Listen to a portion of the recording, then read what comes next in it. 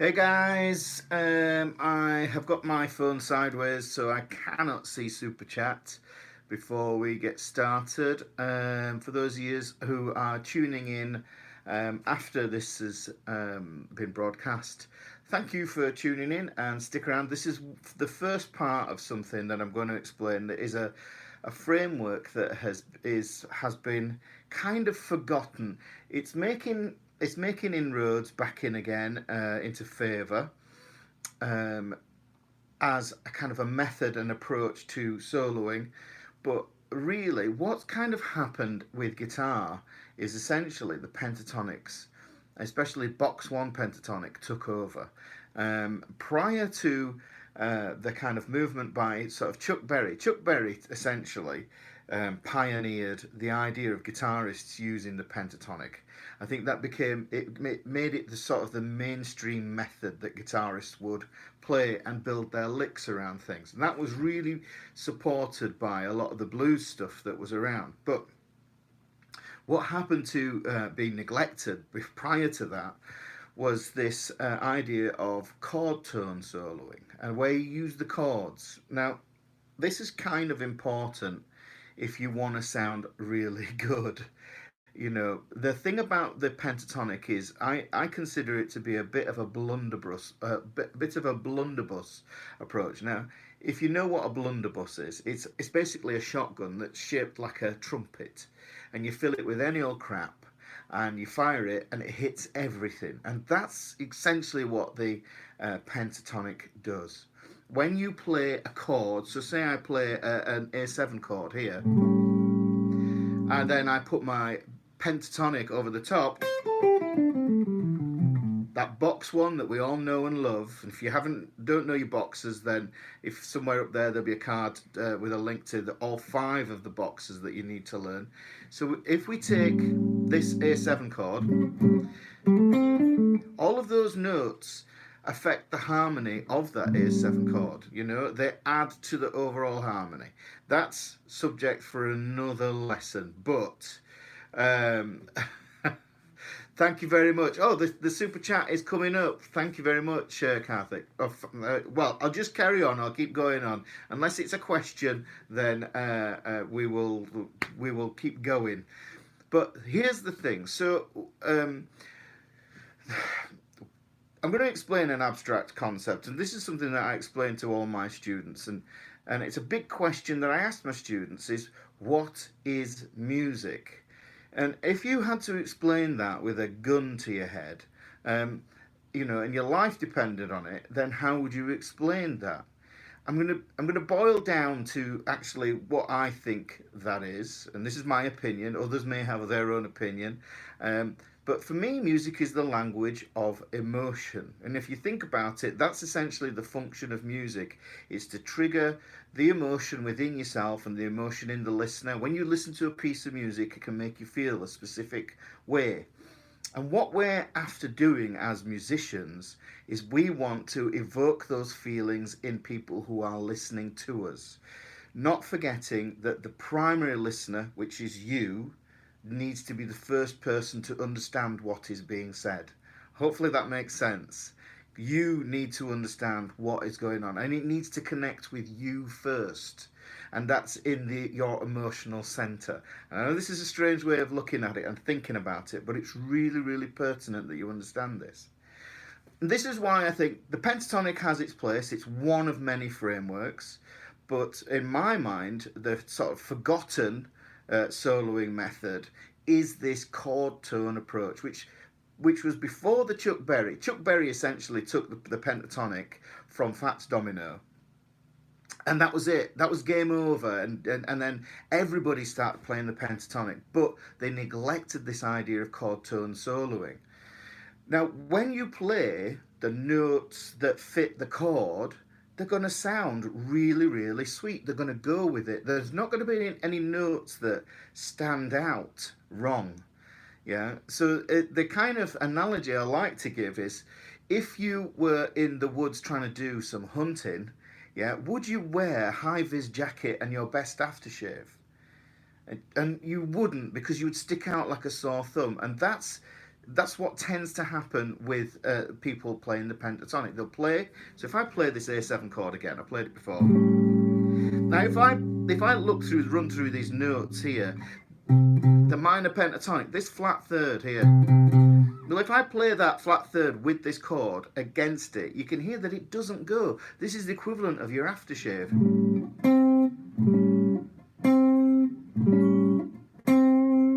So you see there, right, that note doesn't go, which is why we try to bend it and tweak it so that it does sound like it's trying to get at least to that third that's there. So you see, you hear that there. So that's one area that the pentatonic kind of falls down. Now, the thing that we need to kind of get our head around, and this ties in with the cage system beautifully, and you'll see up above what I've done is I've written the word caged out because that refers to the 5 shapes that you need to know for cage to work for you. That's the C-shaped chord, which is this one, the A-shaped chord, the G-shaped chord, the E-shaped chord, and the D-shaped chord. That's what the cage system is essentially. It's those 5 shapes, and those 5 shapes, they all connect. Let me just show you this. Yeah, this is a sidebar. That's a C-shaped C, and the next shape up is an A-shaped C. The next shape up is a G-shaped C. The next shape up is an E-shaped C. The next shape up is a D-shaped C. Hopefully you can see that's a D shape there. Yeah, and then I've hit the 12th fret, which means I am back to the beginning. It's a bit tight here. And I'm back to a C shape. So that goes C shape, A shape, G shape, E shape, D shape. Hopefully a light's gone on there for you, because C, A, G, E, D, that spells caged. So we follow that framework up there. That's essentially the caged framework in a nutshell. But the easiest way to access this this lost, forgotten method is using 3 of the shapes from caged. And we're going to use the E shape, which is there, the A shape, and the D shape. So you can see you've got those there on the board. Now the important thing to get to grips with is when you play these chords.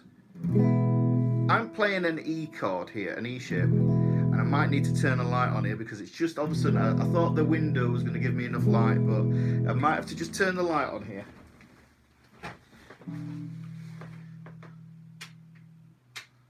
Right. Get some light on the subject so you can see me. Right, so the thing with this is that the E shape, the A shape, and the D shape are the ones that carry this same sort of, if you want to think of it as being musical DNA. Hi David, recommend a method or practice warm to burn the cage system. I've got 2 videos on my channel dedicated to understanding the caged octaves. Caged octaves is where you need to start, and that's really super important for adding other colour notes that you want to your scales, because you don't really need to learn tons and tons of scales. You absolutely don't. Alright, so I'll just crack on with this though, David, yes? But thank you for putting that in there, because it's really, really important that you get your head around the cage system as well.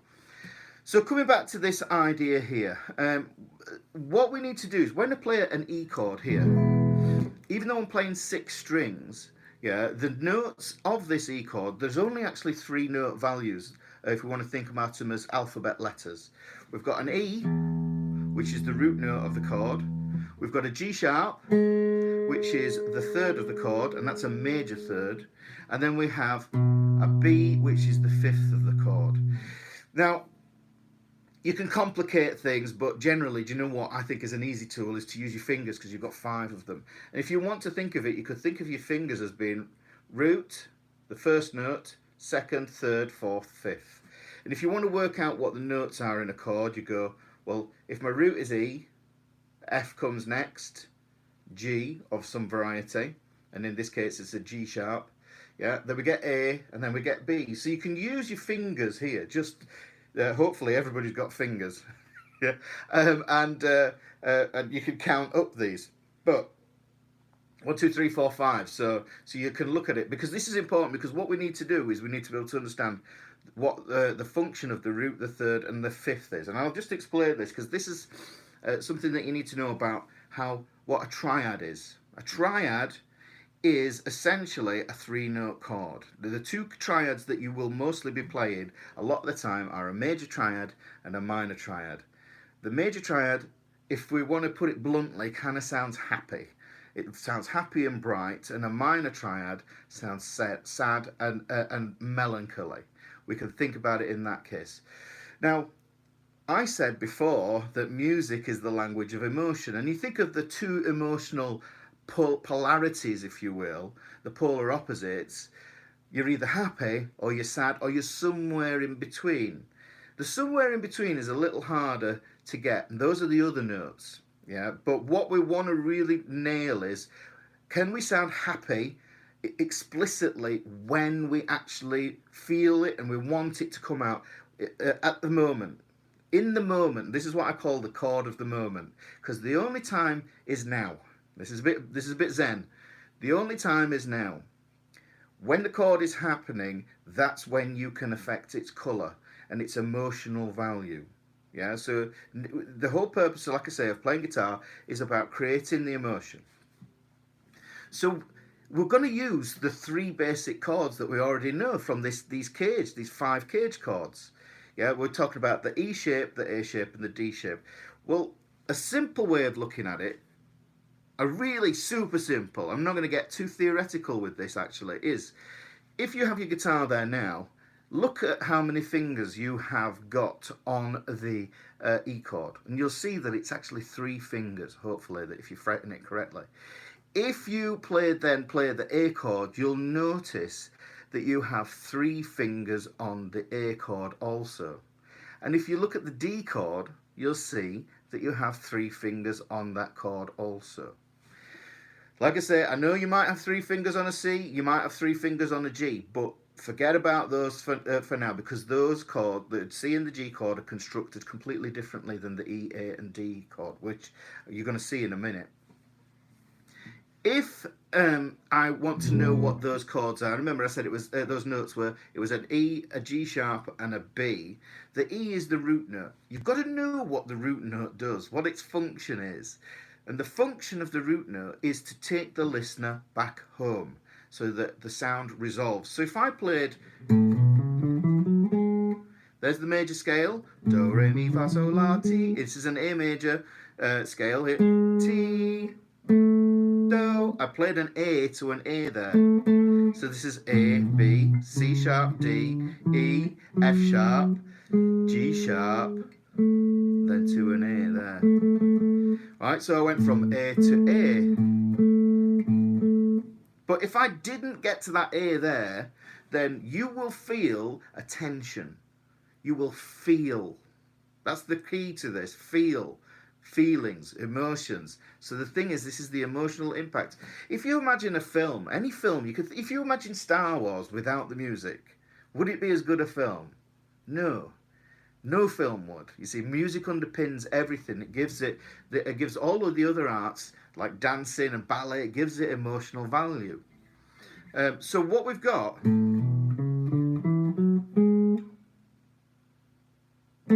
you're waiting for that resolution. Now, if I return back down that scale, you'll hear that I still have that need for resolution. So if I play the scale backwards,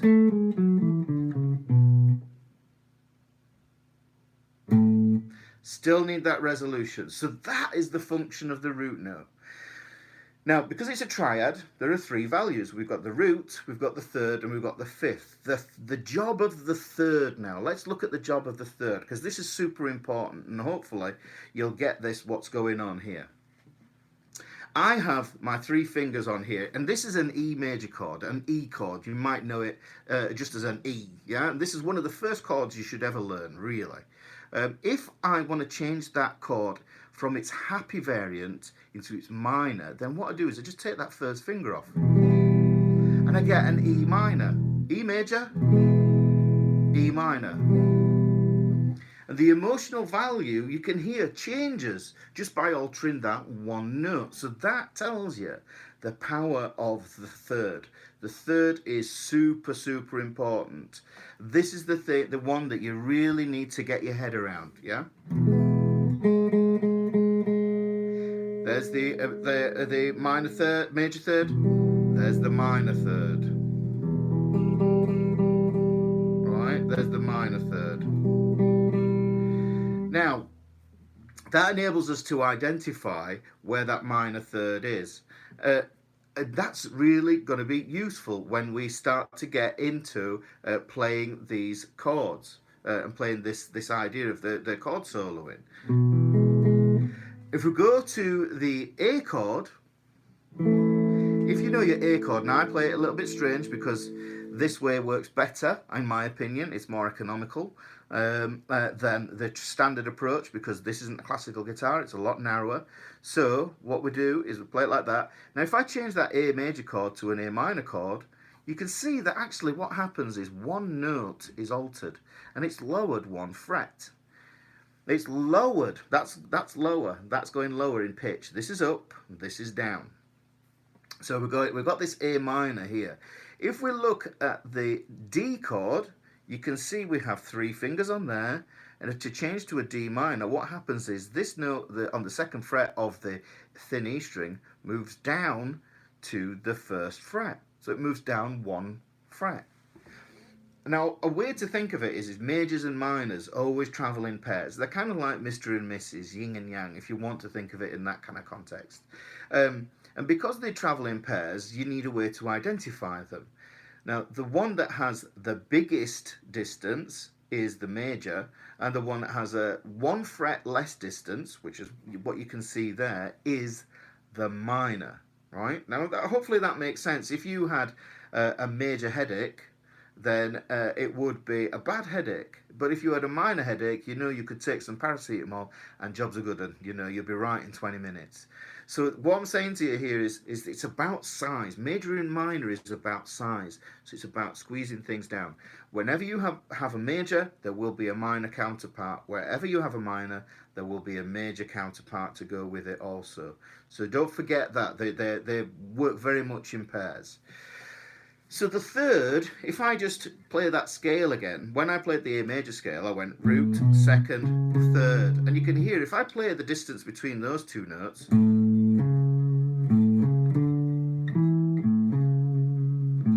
that's quite happy. If I lower that 1 fret, because I'm basically minorizing it, yeah, and I play the root note against it, you can hear that it takes on this sad quality.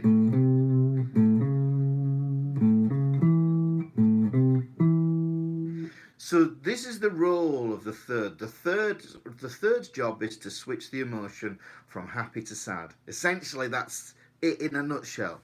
Yeah, from happy to sad. The last note of our chord, of our triad, is we've got the root, we've got the third, and we have the 5th. Now the 5th is transparent. It has no colour. Whereas the third has lots of colour, and the colour adds the emotion to the chord. The 5th doesn't, which is why we use them all the time in power chords. Because a power chord doesn't state whether it's happy or sad. It just kind of adds a nice bedrock for us to build upon. It pads out and fleshes out the root note and gives the root note something to move against. In a further lesson, I probably talk about the root and the 5th together and how they kind of work for cadences, but that's a completely different story. Anyhow, so the long and short is we have the root, the 3rd, and the 5th, and those 3 notes, the root, the 3rd, and the 5th, they make up what we play as major and minor chords. These cowboy chords, if you will, down here, the E chord, the A chord, the D chord. The C chord and the G chord use exactly the same rules. They're just using the root, the 3rd, and the 5th of the chord. Now, if you've got your guitar in your hands right now, which would be very, very useful, and I suggest you go get it if that's the case, what you can do is, I want you to memorize this, and there will be a PDF, as always. There's always a PDF underneath.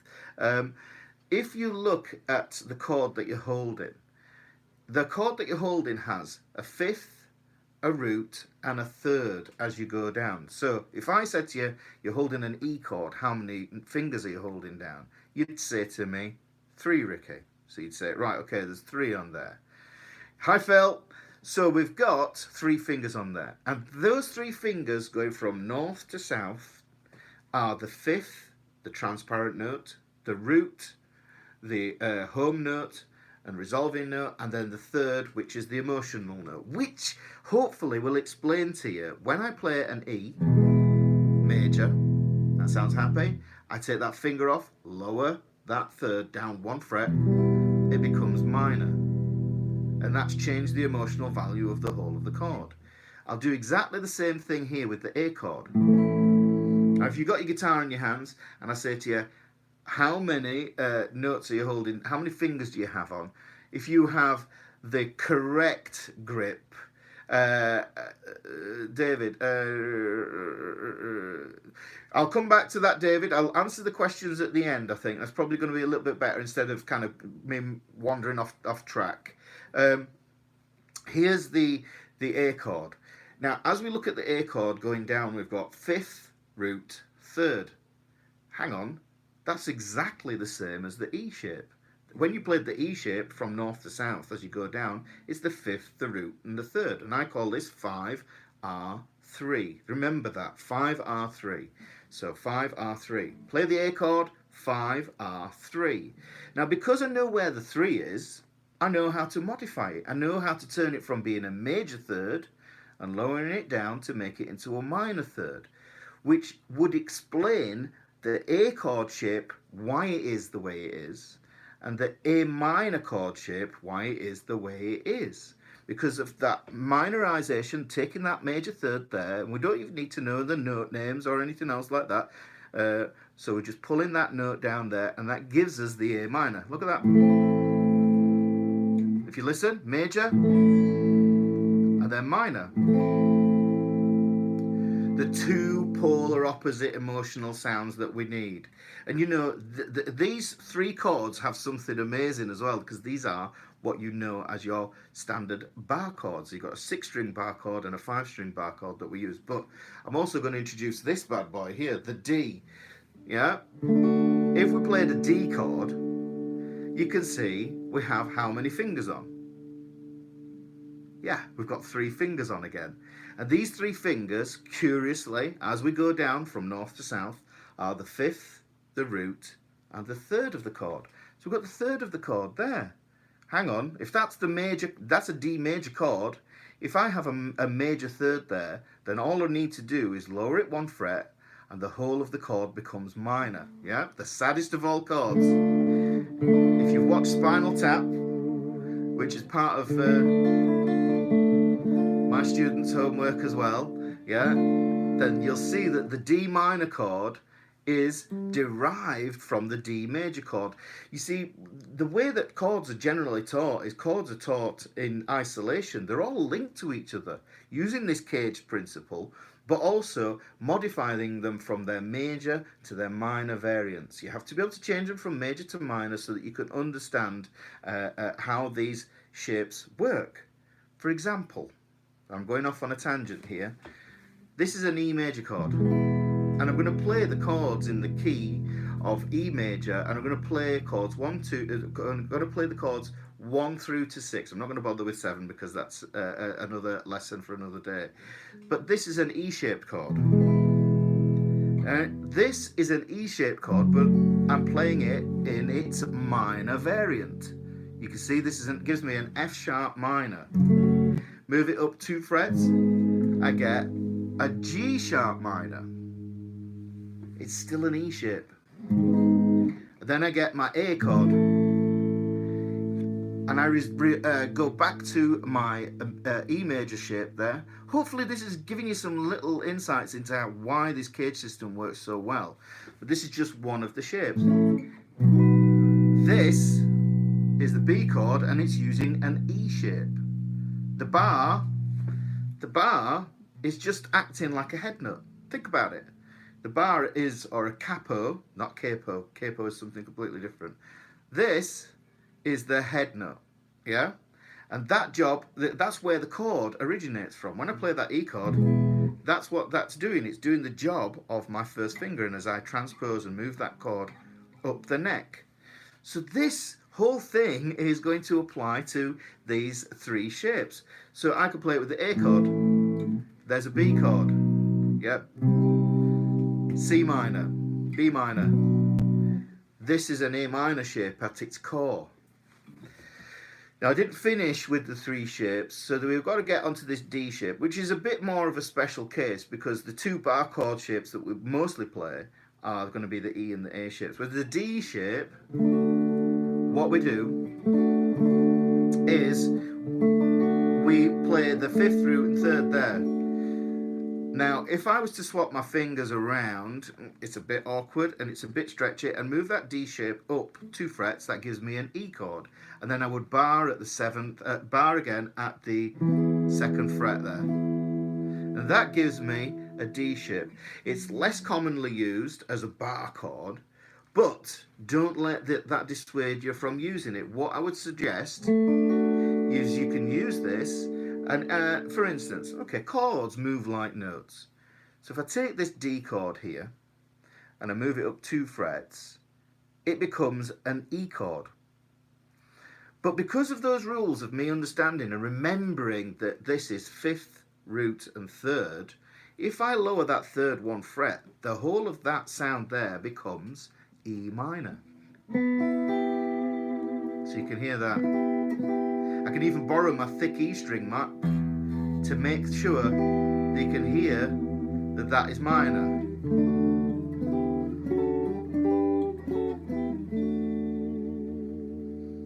So that's another way of utilizing these three shapes. But the main core of it that you need to remember is, okay, and I want you to join in with me here, is you put your E chord on, and I say to you, how many fingers have you got on? You say 3. And those 3 fingers from north to south are the 5th, the root, and the 3rd. If you play an A chord, an A major chord, I ask you, how many fingers have you got on? You've got 3 on. Those 3 fingers are the 5th, the root, and the 3rd, going from north to south.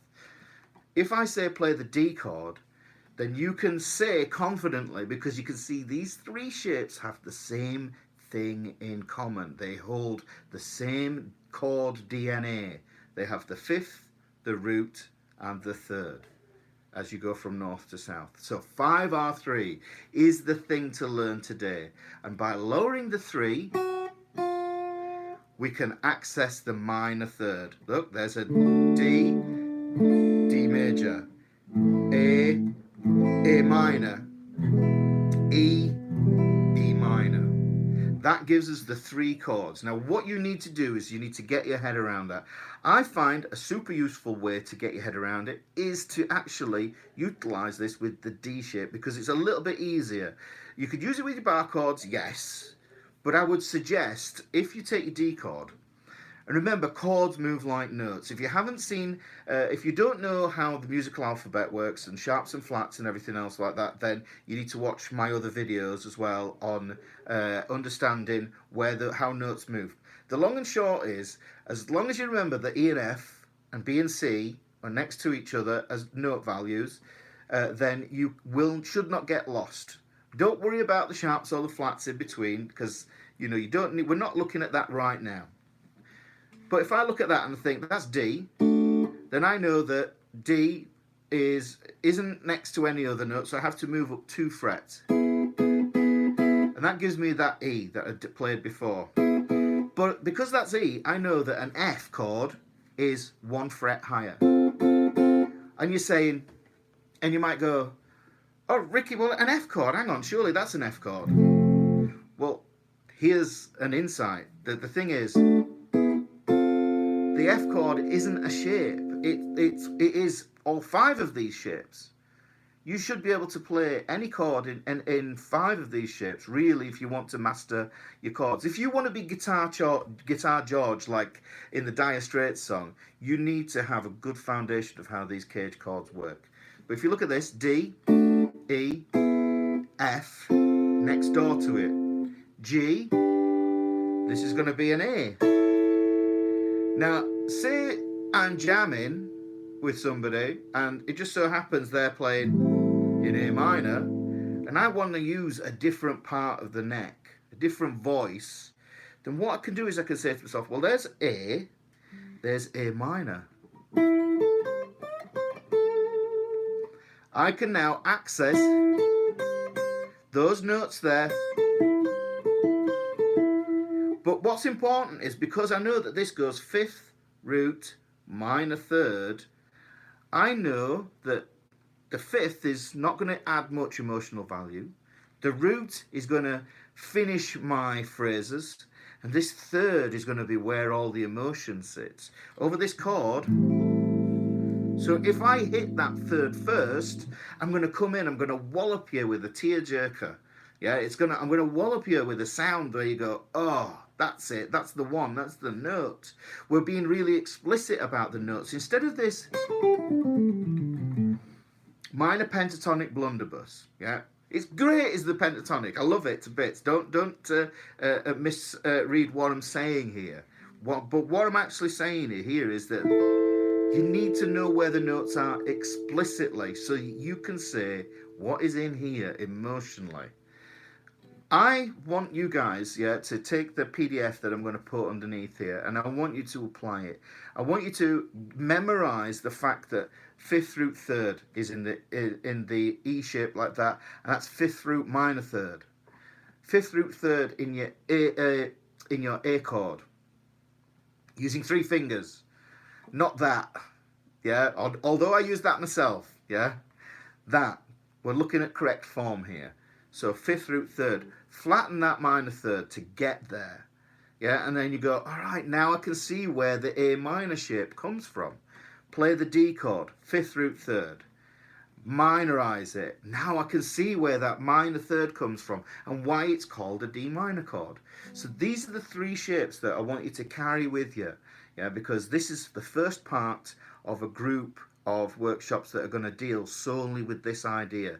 And essentially what we're going to do is we're going to turn this into a new pentatonic that is absolutely super tasty. Yeah, because there's more than one pentatonic than we know. Because all a pentatonic is a 5-note scale, because penta means 5. And if we can do this, then with 3 notes, if we add another 2, we can come up with something quite different and extremely melodic, and it will make your solos sing. But furthermore, it gives you another framework that you can layer with your minor pentatonics and your survival licks that you already know, which give you more dimension as a player. Because that's just ultimately what we all want, really. We all want to have more dimension. We don't want to be flat. Do you get it now? Right, so you can apply that to major chords too, correct? Resolve on the root and use third for emotion, whether major... Yes, absolutely, David. Absolutely, yes. So the thing is, for me, is... that lick there, yeah? That's on a dominant chord. First thing is, because it's a dominant chord, I know that it's got a major third in it. So what I targeted at first, my first note, is the major third. But do you know what I did? I was sneaky. I went from a minor third to a major third to create just a little bit of interest in that colour. Because it's kind of like, is this going to be sad? Oh no, it's happy. That's what the blues is. Because you know, you think about blues, what it's actually doing is it's kind of saying, yeah, I'm sad, but you know, my blues makes me feel happier because you're kind of getting it out. It's a cathartic thing, is the blues. It's good for you. This is why it's the great healer. It's important. I think everybody should listen to the blues, you know, for just as much as people say take your vitamins, do yoga, you should also listen to the blues. These are the things that you need to be able to do. Okay, guys, so this is this lesson kind of taken care of. I didn't end up writing these shapes up here, but if you look down below, you will see that I will put a PDF down there for you that will explain everything that I've just said in this tutorial. I hope you've enjoyed this. Remember, this is the first part of a group. It might take 3 or 4 of these workshops here so that you understand this forgotten soloing method. So if that's the case, that you've enjoyed this, watch it again, Use it with your guitar. The only way you're actually going to get any benefit, if you sat on the bus and you're trying to get this into your hands, it isn't. You've got to sit there with your guitar and you've got to put the time in. There's no two ways about it. Yeah. So honour that time. Get your guitar and utilize this technique. So get it in there. Get the subscription thing. You've just another enjoyable Sunday lesson. Thanks, Phil. Look, get yourself subscribed. Make sure you hit the notification bell because you know I'm quite random when I come on. I squeeze and fit these live broadcasts in as and when I can. So that explains the nature of why it's so random. You don't want to miss out on them because this is gold. This is stuff that I teach people who pay. So you get yourself in here and get it for free. And you know, hopefully it's not on some $97 course like everybody else is trying to push and promote. I'm here because I want to make you a better guitar player, and so that you can express yourself. Because the thing is, yeah, the healer. I want to get this healing method out there. You know, it's really, really important, guys. Make the world a better place. Thank you very much. Make sure you like this video because it helps push it up the algorithm and all that stuff. Make sure you drop more comments in the comment box and everything else. All right. Yes, David. Yeah, keep watching, mate. There's more to come. There's absolutely more to come. There's 30 years worth up in this noggin, right? And this, don't be mistaken. This is my job. I'm a guitar teacher. This is what I do day in, day out. This is what I do. So